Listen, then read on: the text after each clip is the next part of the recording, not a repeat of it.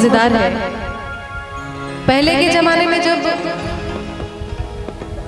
गांव से लोग शहर के लिए पलायन करते थे, जब अंग्रेजों की हुकूमत थी, तो ज्यादातर लोग कलकत्ता में जाते थे कमाने के लिए, क्योंकि अंग्रेजों ने पहला अपना वहाँ पे काम स्थापित किया था। ज्यादातर कोलकाता में ही लोग जाते थे कमाने के लिए, मजदूरी करने। बहुत लोग जाते थे तो आते ही नहीं थे वापस। तो उस समय एक औरत की विरह क्या है, विदेशिया का गाना है।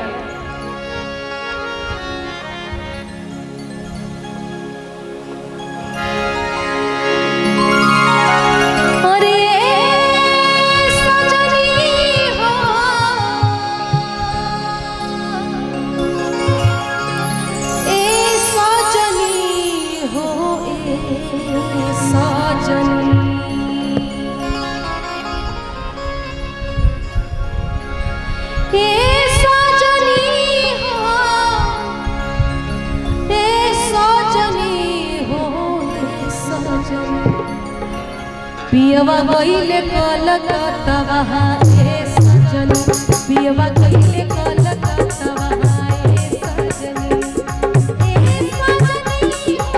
ए सजनी हो ए सजनी हो ए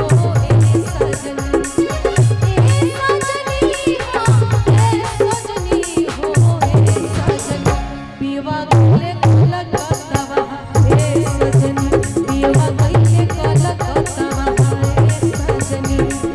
तूरी दिहले पति पत्नी नोतवा ए सजनी, तूरी दिहले पति पत्नी नोतवा ए सजनी, पियवा गइले कलकत्ता ए सजनी, पियवा गइले कलकत्ता ए सजनी।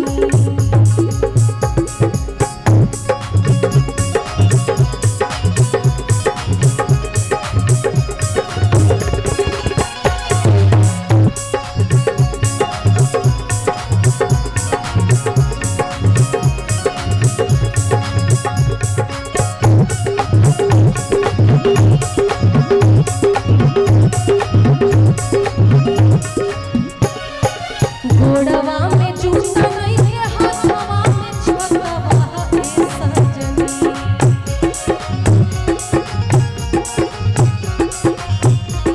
अरे गोड़वा में जूता नहीं है, हाथवा में छतवा ए सजनी, गोड़वा में जूता नहीं है, गोड़वा में जूता नहीं है, हाथवा में छतवा ए सजनी।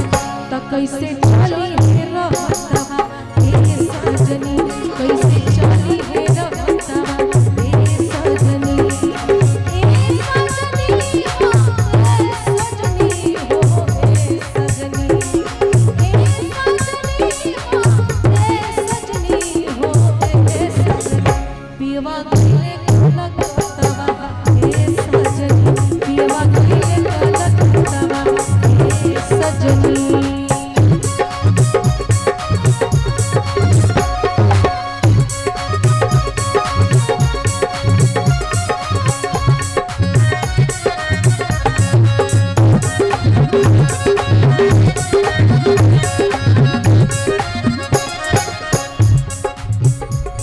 अरे हमरा सोहात नइखे कोनो आवरनवा ए सजनी,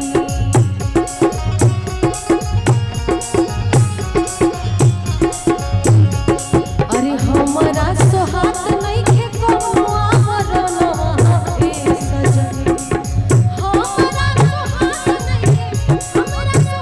नइखे कोनो आवरनवा ए सजनी।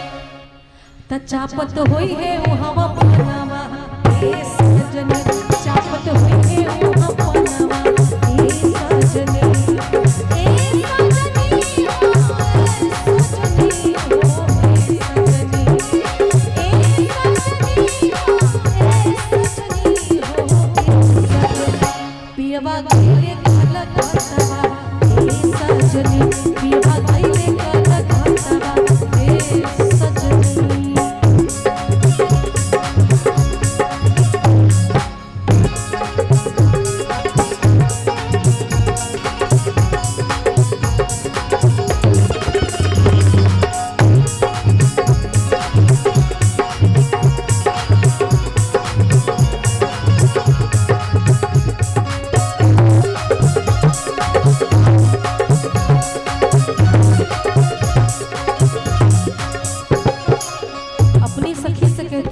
पियवा गईले कलकत्ता ये सजनी। सखी पूछती कि कैसा है तुम्हारा पिया, दिखने में कैसा है? तब बताती है सैया नीर दैया मोरा बसला परदेसवा में सजना।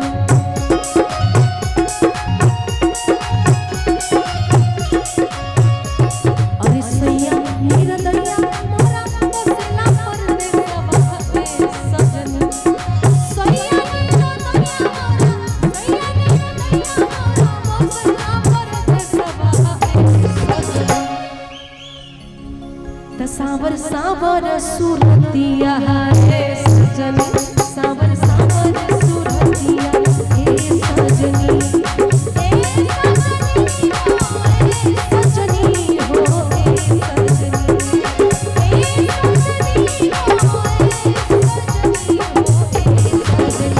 पियवा गईले कलकत्ता हे सजनी, पियवा गईले कलकत्ता हे सजनी।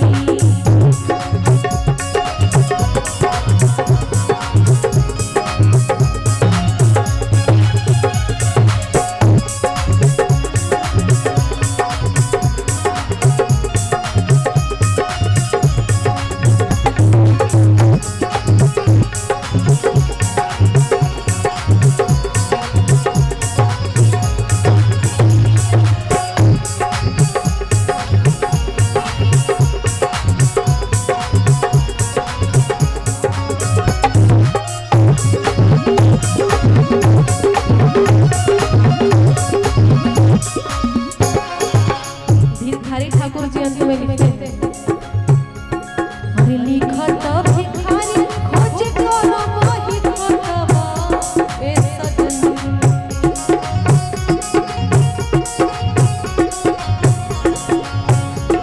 अरे लिखत भिखारी खोज करो वही खतवा ए सजनी। लिखत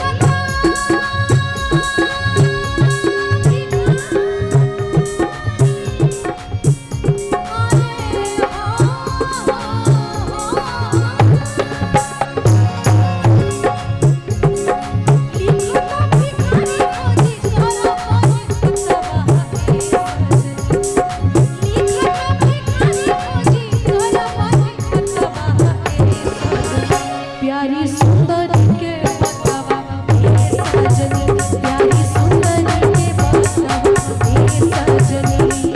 हे सजनी हो हे सजनी हो हे सजनी, हे सजनी हो हे सजनी।